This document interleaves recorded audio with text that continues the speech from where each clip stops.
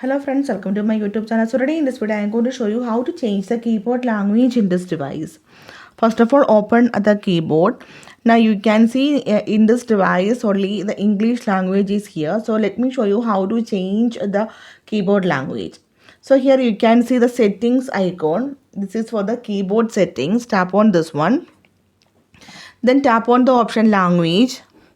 Then tap on the option add keyboard. So here you can see lots of languages you can see here, and from here you can select your language. So here you can select the language also. So simply here I am going to select the language Hindi. You can see Hindi. Tap on this one. So here you can see type of keyboards. You can see here ABC to Hindi letter keyboard, and you can write the Hindi letter here. It will automatically translate to the words. Okay. So here I am going to select the option Hindi letter keyboard. After that, done. So if you want to add more, tap on this one. If you want to add Marathi, tap on this one. So you can easily add the Marathi language also. Okay, now let me show you how it works. First of all, open the keyboard, then tap and hold on the space bar.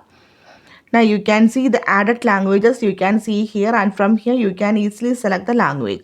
Simply here I select the Hindi. You can see Hindi letter keyboard you can see here.